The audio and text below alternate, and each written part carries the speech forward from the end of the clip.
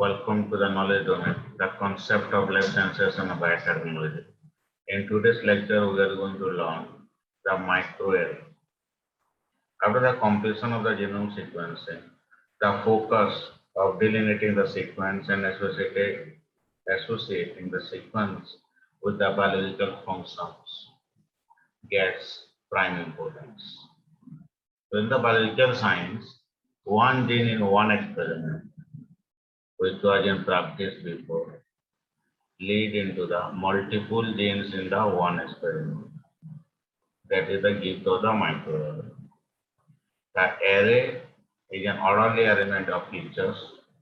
There are various microarrays that is focused on DNA, protein, cell, tissue. So according to their focus, the name of the techniques are known as DNA microarray, protein microarray, cell microarray, and the tissue microarray. It is a powerful tool for analyzing thousands of unique molecules in a biological system in a highly parallel and high throughput fashion. It monitors the whole genome on a single chip. According to the Robert Atkins, who provided the theoretical foundation of the microarray-based analysis in 1987 and patented it by 1989. Here the few important terminologies are high specific activity that is usually provided by the fluorescence, sufficient capture agent that is also called a probe, and entire objective means whatever we need. Everything is accommodated on a microscope that is means almost few microns in diameter, and to achieve ultra sensitive detection of a target analyte.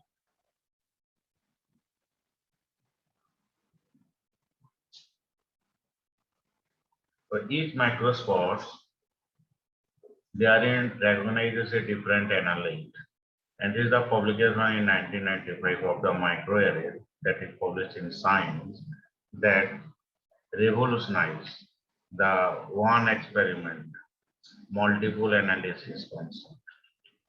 And after that, DNA microarray is a very common terminology and it is very useful in the biological science. It is usually the binding assay. So here the example is the DNA microarray. So in DNA microarray, the binding is usually the hybridization between the two nucleotide strands, that is, we call it Watson-Crick base pairing. This is the automated process of identifying the unknown, and the spots where we prepare or where we provided the known sequence of the DNA is the microplate or a blotting membrane. Each spot is around 300 microns in diameter and it is printed by specialized robots, and there is a very efficient imaging equipment is needed. So the plate or the blotting membrane where the spots are printed is usually called a biochip, DNA chip, DNA microarray, or a gene array. So this is a company, Affymetrix Incorporation. It uses a trademark of this chip as the gene chip, where there is a high density oligonucleotide is used in the each spots, and this is a DNA array. So this each microRNA is used for the identification of the sequence that can be from a gene, functional gene, or a mutation of a gene. Or we can also see the abundance of genes or the expression level of a gene. So these are the parameters and what are the options available for these parameters for the DNA microarray. Probe, it is a known sequence. So it is a feature arrayed in a microarray substrate that have a known identity or sequence. Probe is known. So we can use cDNA as a probe, oligonucleotide as is the previously discussed slide, It can be a protein when there is any DNA protein interaction or a peptide nucleic acid, small molecules, cell, tissues, and the organisms. So these are the probes examples which are available that can be used as the probe. Then how to fabricate the chip. So this is one of the example is in situ synthesis, or there is a robotic printing, and another technology is the maskless array synthesizer technology. Then the targets are the unknowns that we want to know. So this can be DNA, mRNA, proteins, enzymes, or the small molecules. Then there is the assay.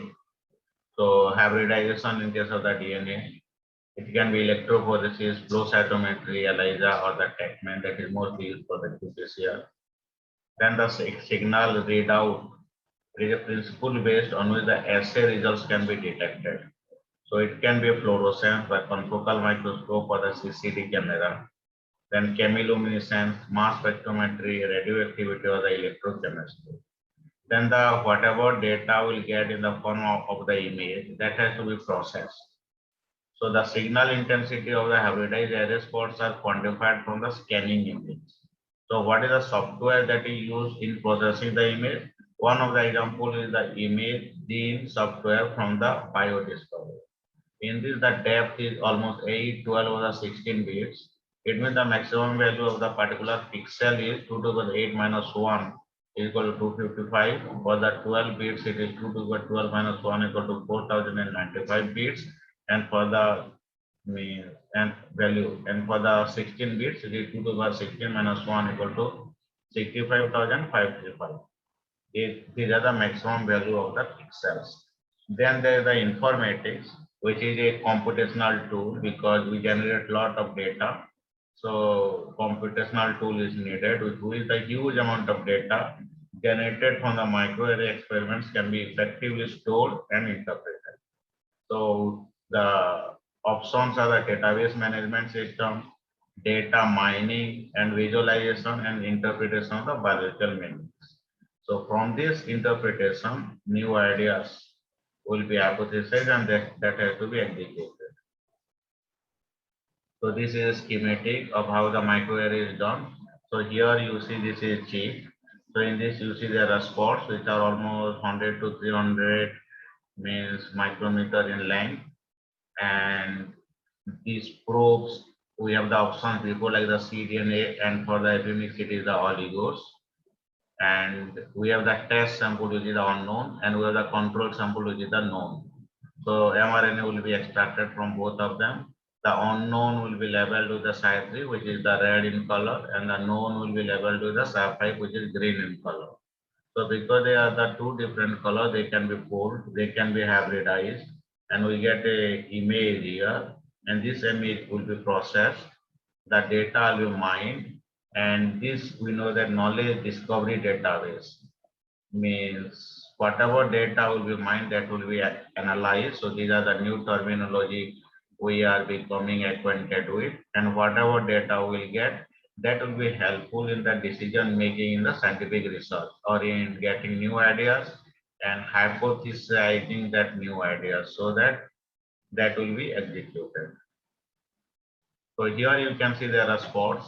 I see the red is for the Psi3, for the test, green is for the control, Psi5.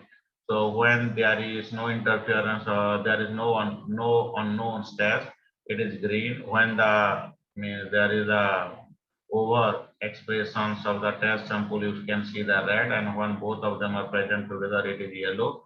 And when none of them are present, this is in the black areas. So each of the spot is an analyte. So this will generate lot of data, and each data has to be mined and they have to be analyzed using a software. So when we hypothesize or design an experiment that is based on the DNA microarray, we usually ask three questions which are as follows to achieve our objective. The first one is which genes are differentially expressed within the test and the control sample. As we can see here, this is only control, this is only test, and here both are expressed, and in the black one, none of them are expressed. So it will give us the answers like the overexpressed or the underexpressed. Like when it is red, it is overexpressed in the unknown, and when it is means green, it is underexpressed in the unknown. So next is the subsequent of this question one. How much fold change for a gene could be considered biologically relevant? So they use a term, the term like the rational fold difference, which has a cutoff value of around 2, or it depends on experiment to experiment. Then the second question is which genes are co-expressed, right? When we see the yellow, it means both of them are co-expressed together. So for this, there is a Euclidean distance or the Pearson correlation coefficient matrices for the gene comparison is used. And the third question is which genes from the same gene cluster. So genes in a cluster share similar function based on the functions means it is considered that these genes are present in one cluster. Then the company use the oligonucleotide as a means biochip. So this can be compared with the cDNA microarray. So what is cDNA? Because when we extract the RNA, it is the mRNA which are expression from the genes. So if we reverse transcribe this mRNA, we'll get the complementary DNA. That is called the cDNA. So when we have the cDNA, it means it contains the coding sequence of all the polypeptides of that preparation. So this is a comparison between the cDNA microarray and the oligonucleotide microarray.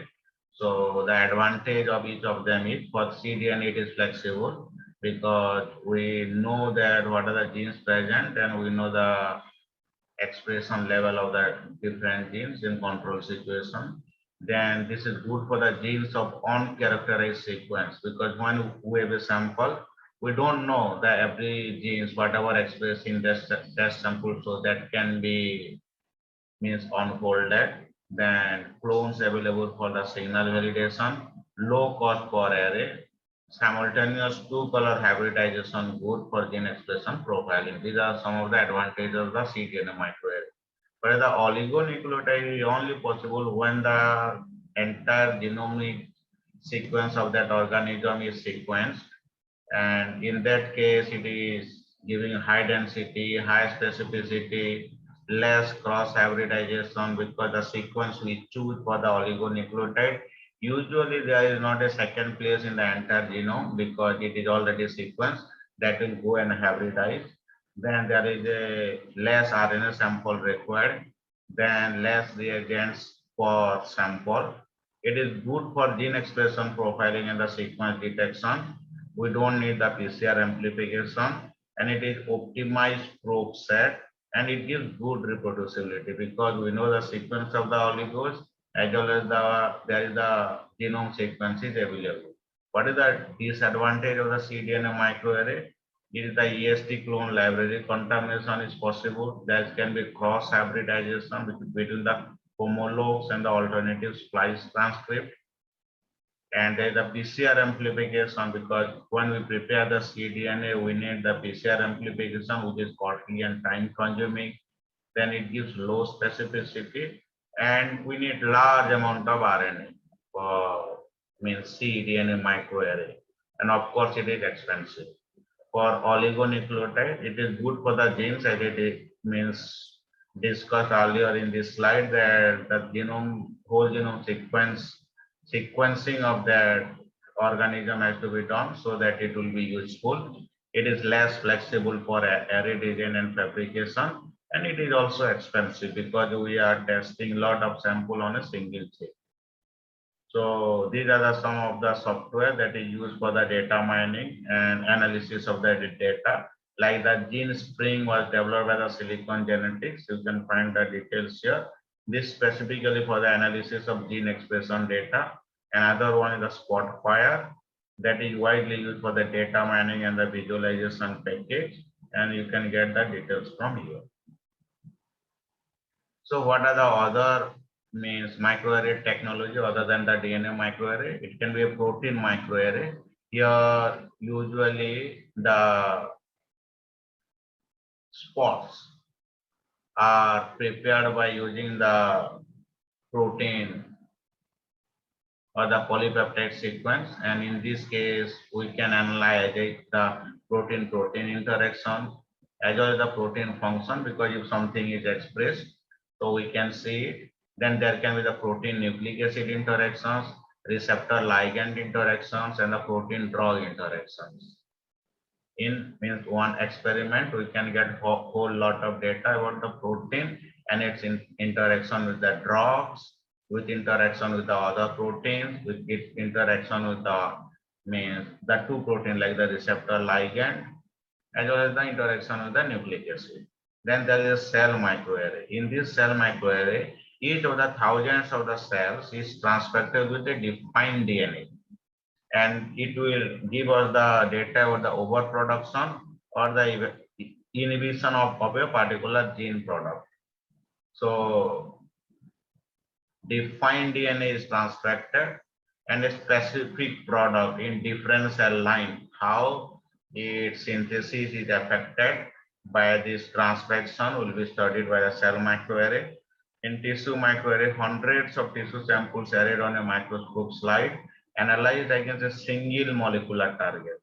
So in this molecular target, there is a parallel in situ detection of the RNA, DNA, protein targeting specimens of the array.